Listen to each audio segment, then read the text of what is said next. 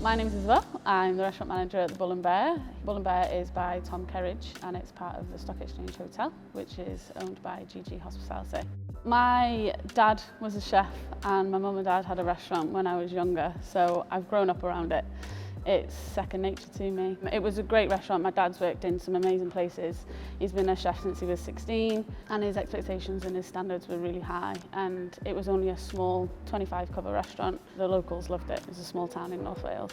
My mum was the front of house. It was ingrained in me to, have those high standards, and it takes a certain type of person to want to deliver that service and make that experience the best that it can possibly be for that guest. And I think there's no greater feeling than knowing that you've delivered that. Because I am good at it and I'm confident in my abilities to do it, I think as soon as I moved to Manchester, I worked really, really hard and I got to the places where I wanted to be. So that was my direction, and I knew that this was going to be it then. I'm sucked in. My first hotel job in Manchester was at the Abode in Piccadilly.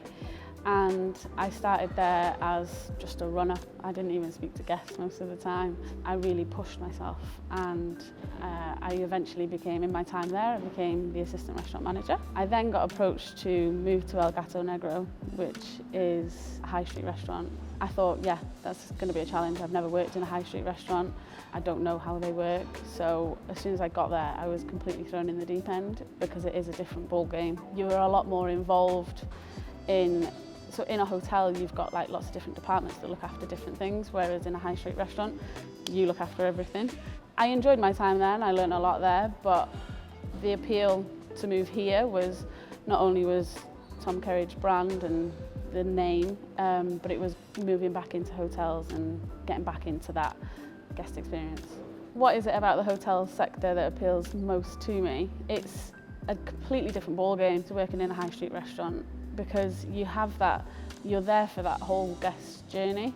From you may walk past them in the lobby and say good morning or good afternoon to them, and then you may deliver a drink to their room, and then you invite them in for dinner, and then you potentially see them again for breakfast. When you see the guest satisfaction and when they leave, it's a little bit more personal than working in a high street restaurant.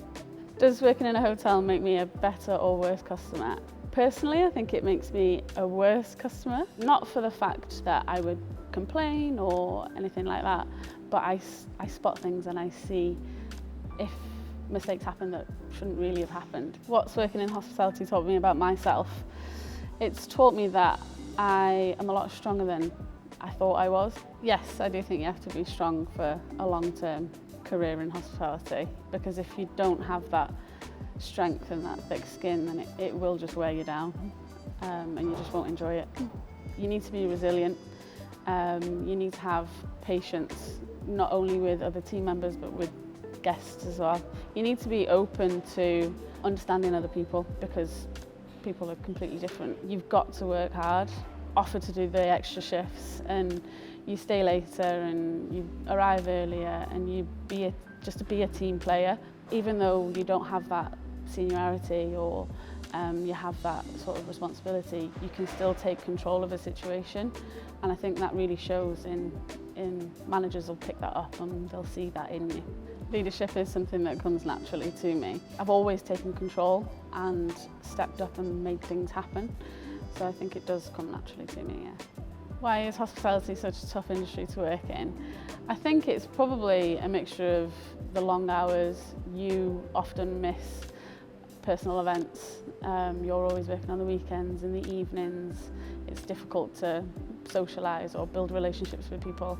It's a high pressure industry, fast paced, and you've got to be on the ball all the time. You've got to be switched on all the time, otherwise mistakes start happening and then it's a snowball effect. Why do people do it to themselves? I think you do just get sucked into it. I think you build that, although you don't necessarily have time to socialise with your friends or your family, the people that you work with are that solid base for you.